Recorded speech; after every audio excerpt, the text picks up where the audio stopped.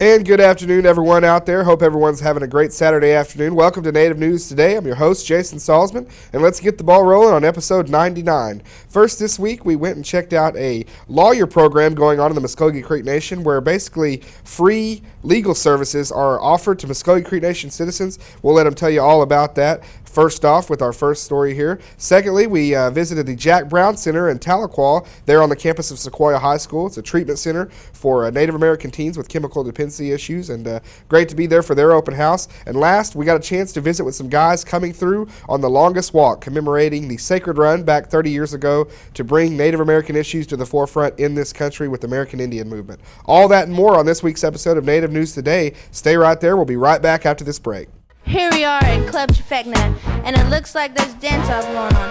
And there's MC Butts looking like he's about to butt in somewhere he don't belong.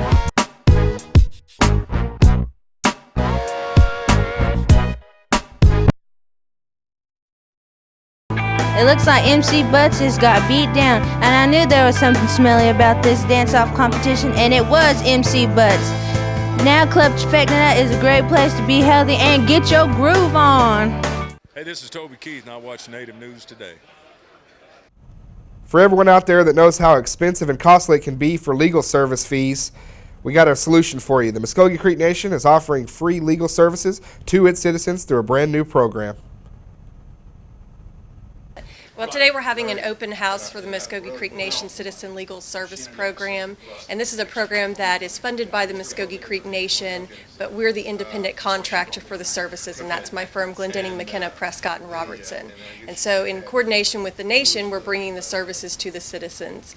Our services are very wide-based. We have family law, adoptions, guardianships, divorce cases. We also do probates, land issues, basically anything that walks in the door, we can assist the citizens.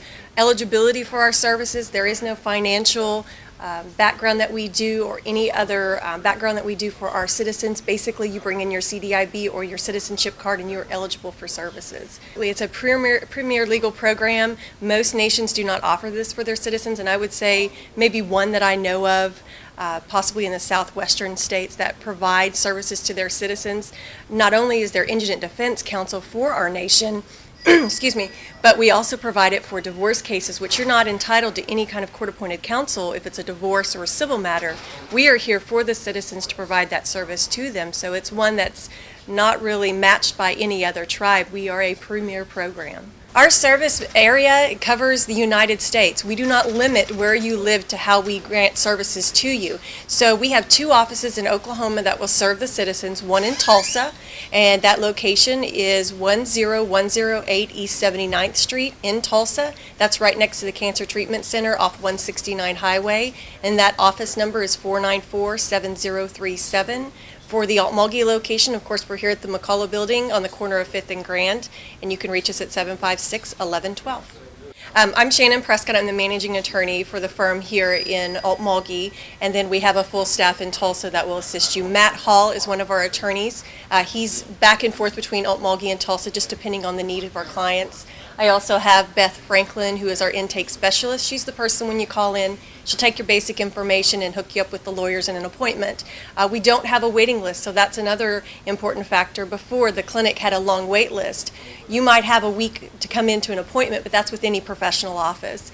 We also have Jennifer Herring. She's our receptionist, and starting on Monday, we have Robin Stafford, who will be our paralegal, and we're looking to hire qualified Creek citizens to assist other Creek citizens in what we always call as Creeks helping Creeks. I am a Creek citizen, so I take a lot of pride in working with our citizens, and they are very open and respectful to know that another Creek is assisting them. So that's what we hope to do, is bring in more Creeks. Yes, if there are any citizens that are interested in employment, we're growing. We actually are working under the budget that the old legal clinic had, so once we start our new funding cycle, we're going to be looking to expand. There are tons of people that need assistance out there. I mean, we have over 65,000 members, so we're looking to grow. So if you are interested in a position, contact our office, especially here in Altmalgi is the easiest way to get me, and I'm managing this department. So 756-1112 if you're interested in a position with our office. We're here at the Jack Brown Center on the campus of Tahlequah Sequoia High School. Now, for 20 years, this place has been a haven for Native American youth battling problems with chemical dependency. This is a place where they can come to get themselves well, whether it be mentally, physically, and peace of mind, and get their lives back on the right track. And I'm going to go in right now and talk to Mr. Darren Dry, who's been here for 19 years. He's the interim director, and talk about just how special this place is. Darren's going to tell us a little bit about this great place that's now in its 20th year. And I know you're so proud of this center and the work that you all do here. Today we're celebrating 20-year anniversary, and however, it's more than that. It's more than we've served over 1,300 Native American youth for substance abuse treatment. And so today is our 20-year anniversary. It was founded in April of 1988. And what we're doing today is just celebrating, because we have served a lot of Native American youth, and we believe that we're making a stride and a dent into providing that service for our Native American youth out there that's fighting this chemical dependency and you're struggling with drugs and alcohol. Yeah. Well, where we're at now is like I said, the misconception is Jack Brown Center is not a lockdown facility, and that's one of the misconceptions.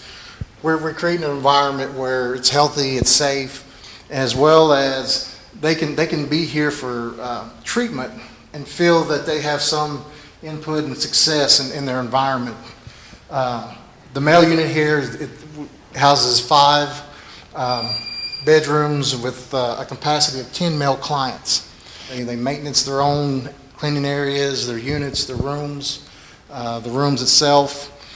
We encourage them to bring in and feel like they have a part of their environment and create an environment where they can belong to a small community of 10 male clients. And in that process, we're going to teach them self-discipline.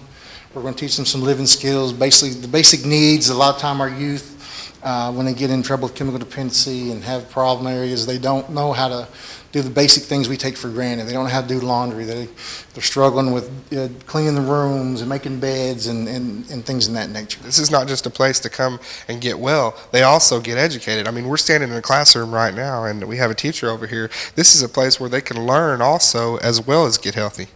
Correct. And a lot of times our kids have gave up on themselves, and they've gave up on education. They gave up on the basic core things of life due to chemical dependency. Here at Jack Brown, we do offer education. They are, if they're eligible, if they're age appropriate, they will be enrolled through Sequoia High School. We have a teacher, Mr. Jeff Slayton, come in, and he provides hours of classroom work. And a lot of our kids can and have graduated through Sequoia being at Jack Brown. So it's a great opportunity for them to come and deal with the problems, deal with issues of chemical dependency, but as well as go ahead and get education while they're here. Native Americans have a hidden talent of being a lot of artists. Our Native American youth come here. All of our kids, we view them as they're all good kids. They just make bad choices. And so when they come here, we want to bring out the best in them. And sometimes it might be some artwork. All this artwork has been done by former clients that has came through our program. We serve 39 tribes. Ideally that we want, so we have a broad range of different culturals. So we mix that up. Everything we do from stomp dances, talking circles, powwows, sweat lodges, we just give them a barrage of different activities so they can be exposed to cultural. Unfortunately, some of our Native American youth have basically have lost touch with that tradition. And a lot of them don't even know they're Native American until they come to our center.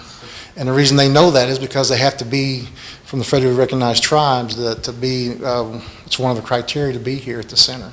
So what we want to do is we want to enrich them and let them, for example, we'll take them to the NSU special collections and they can research their own personal tribe. So they can actually know what it means to be tradition. What did some of their tribes do back in the old days, and bring that out, and they'll give reports on that. We were talking about downstairs. This is information that our Indian communities out there need to know, need to be able to know where their kids can get help. And it's like you said, a lot of the times when people think about getting treatment, they think about the dollar signs. But not here. This is completely free. Talk about the great opportunity these kids have to get help here. That's correct. We are funded through Indian Health Service, IHS, as well as we're ran by Cherokee Nation. And we're located on the campus of Sequoia High School, south of the complex, south of Tahlequah. And we're a 20-bed inpatient treatment center. And there's just a couple criteria, but however, for a treatment center, it is basically a free program for any Native American youth out there that's federally recognized to come in and spend 60 to 120 days and get some help and get educated and get treatment to go back out there and go back out in society and be a productive member of our Native communities. I really believe that I'm helping contribute to the future and hopefully making the future stronger, because these kids are our future, and they're the future of Native people everywhere, and they're what our society is made up of as a whole in this country. And the problems that they're facing are the things that could tear our society down and make this not a nice place. And these kids are really what we need for a better tomorrow. Cherokee Nation is about cultural and bringing back, and we see all around us that, just like other tribes, they want to bring back the culture, the language, and we're just part of that. And we're fortunate that we're going to bring a lot of it in different tribes. So it's not just Cherokee, Kiowas, Creeks, Choctaws, Osages. It's everything we try to bring in. And we go out to our communities and ask different tribes to help us in those resources. So we have different presentations come in. And that's the good thing about the kids' opportunity here, is they're going to see a whole bunch of it. Not just their own, but they're going to see other tribes and cultures, and then it'll make them a better, healthy individual. Talk about full service, Darren. You've been here 19 out of the 20 years. I'm sure you've seen a lot of kids come through. You've seen a lot of success stories. What's been the main thing that's been, I guess, for you, the best thing about being here? Well, that's a question that keeps getting asked over and over again about how do you view success? And majority of the people who don't work in this kind of field, they believe that, well, and the major question is, well, did they go back out and use? And if they did, then you weren't successful. Here, what we believe in success is that these kids go back out and become a better and enjoy a healthier lifestyle. So, for example, they might not go back out and quit using as much, but maybe they went back and got a job. Maybe they went back and got back in school. Did that better their their lifestyle? Yeah. So we view that as, did they go out and do something to have a better quality of life? That's success. If it's not that, then they're going back to the other end of it, and they're going to have the problems they pre-existed before they come here. So that's the way we kind of view success. We want them to have a better quality of life and be productive in our Native communities. Watch your step here, Jaron. Don't fall with that camera in front of you. Oh, the old stair. Yeah. This is going to be on YouTube later. Now, this kitchen area in the rec room is a pretty popular area for both, and we allow this. A lot of things are also incentive based. They do go outside movies. They will. We took them to Tulsa Talons games, Tulsa Drillers. That's really cool. It's just a variety. The idea is to give the kids. They work hard all week in treatment, and they deal with issues and things in that nature. And then on the weekends, if they earn the privilege or things are scheduled, then it's time to kind of to give that positive feedback to them. Absolutely. And yeah, they're learning to make the Kool-Aid. I hope they learn to make a little fry bread too. We could always use more of that stuff. We've known to cook the fry bread. We've had our staff as well. I talk about how our program's diverse. Our staff are diverse as well, and we have a wide range of different staff people that bring different traits, and fry bread's one of them. We have a lot of staff that can cook some good fry bread, and the kids really enjoy all those aspects. Yeah, the cultural staple there, that thing right there, that's always going to be there. Outside, as you might have seen, we have our own climbing wall, and that's kind of unique. And the climbing wall is just the basis of what they do further down the road, where they actually go to local areas and actually do rappelling and rock climbing.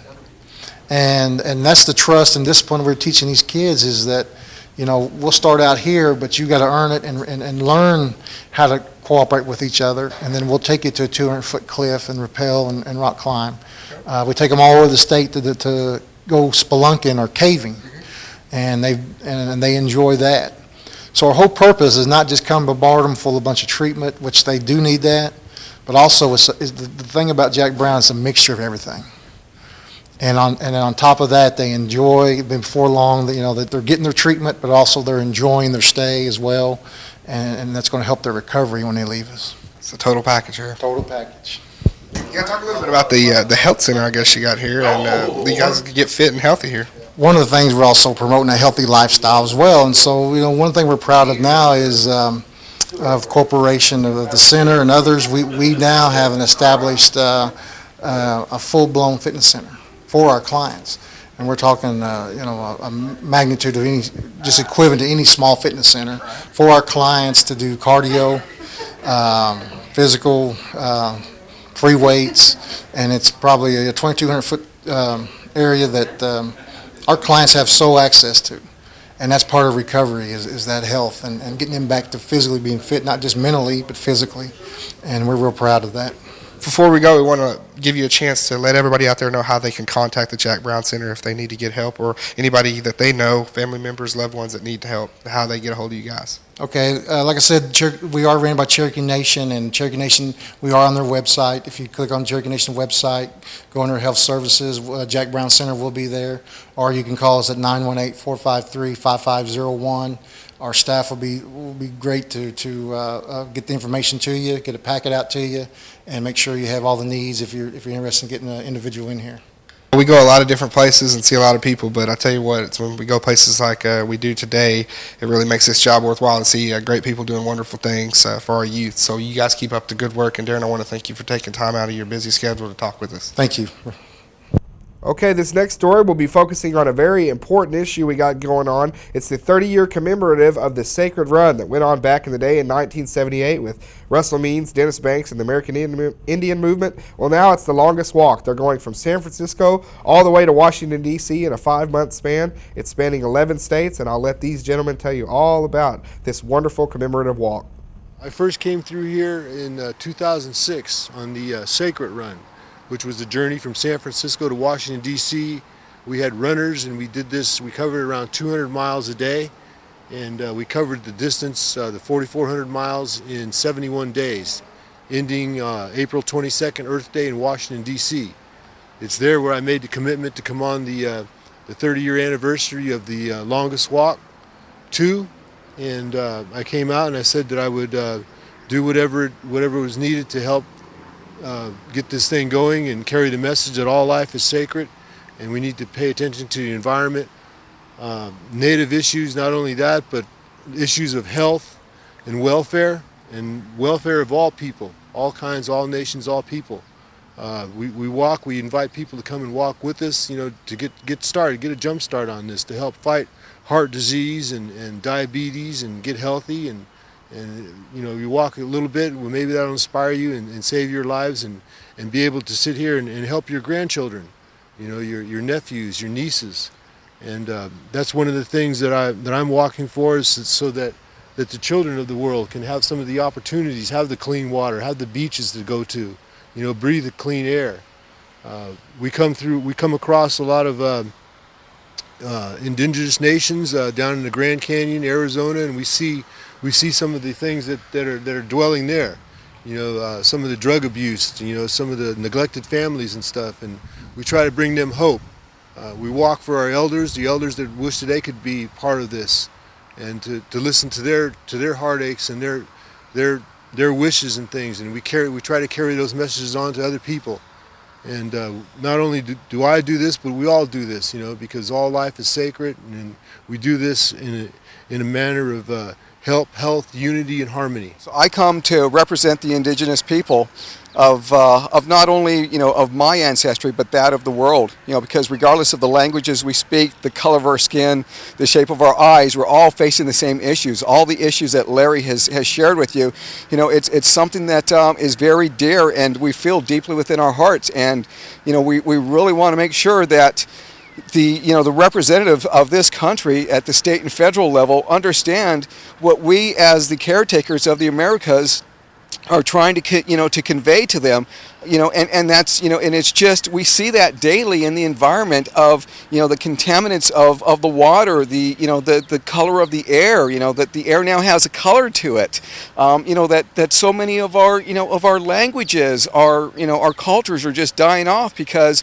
we're losing touch with who we are as human beings. And that's really what we're doing is, life is sacred. It doesn't matter, it's all life is sacred. The two-legged, the four-legged, our winged animals, we're all family. We're all part of the universe, and we're really looking to, to create that awareness for all walks of life. Yeah, and that's, guys, that's really about this. It's not just about a walk. You're not just walking. Also, it's about the cleaning up effort. Right. That's all going on. We got to recognize the balance. We need all these birds. Look at the issues in California about the bees. They said there's a lack of bees, and then we can't pollinate plants. I mean, the bees do that their own way, man. We need them. Polar bears up there that with the global warming and stuff.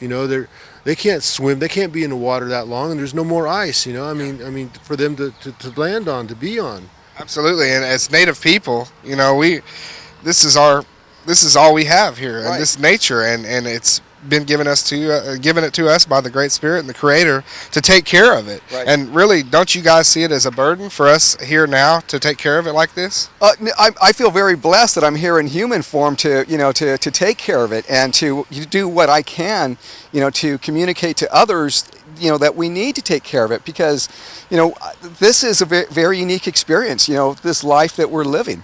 Absolutely. You guys aren't getting very tired now. Let me just break it down for the folks at home. We're going through 11 different states, 5 months of walking. Right. I mean, how are the feet holding up? Are you doing all right? Well, my feet are holding, since I took this position, I try to get advanced enough where I can come back and run 10 miles, but the running 10 miles, and then what really kills me is like yesterday or the day before, I walked 6, and those are a different group of muscles, and it's like I can feel it. I couldn't feel the 10 miles, the running. It was like a breeze, but then it's different groups of muscles and areas.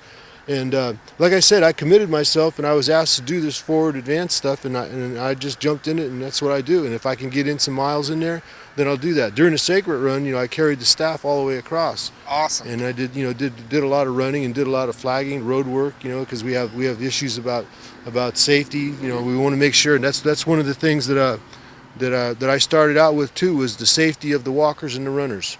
And then the security of the walkers and runners once we arrive to our different camps in different areas. I'll tell you what, man, it's so cool to be here with somebody that took part in the Sacred Run, because you think about it and what a difference that made, the AIM and everything that was going on at that time, and with Dennis Banks and Russell Means and those guys really taking control and really drummed up a lot of support. You talk about some of the people on the Sacred Run, famous actor Marlon Brando, Senator Ted Kennedy, all those guys got on board with this. Right. And for you now to be a part of this 30-year commemorative, I know you got to almost feel hand in hand with that movement back in that day, even now. Absolutely, yeah.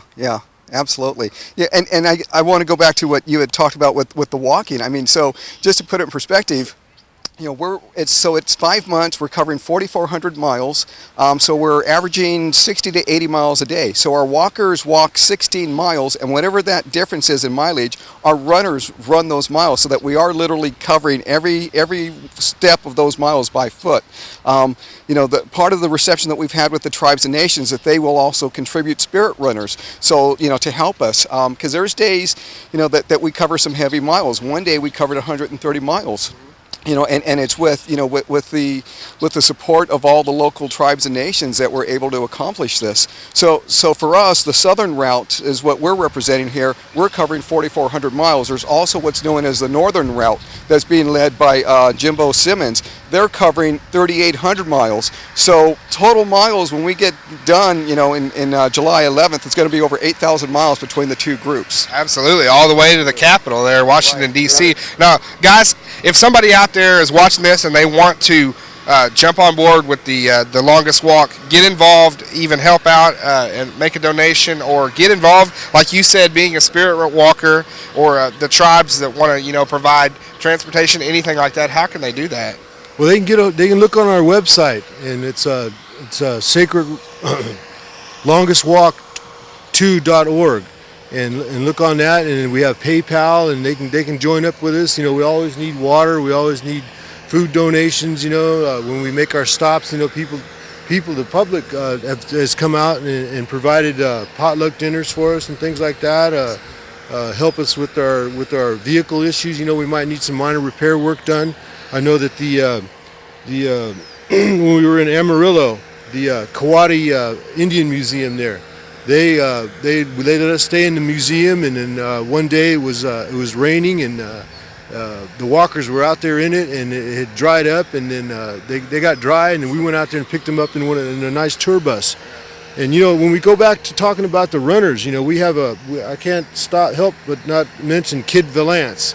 He was in the '96 Run for Justice, and those people there, they ran 30 miles a day. That's equal to a marathon a day.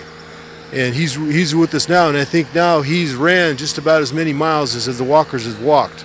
The 15 to 20 miles a day that they've walked. And also we have Emmett Eastman. He was with us. He's a runner. He's 72 years old, and he had just left us for a while. He had participated in the Boston Marathon, and now he's back with us to resume our journey.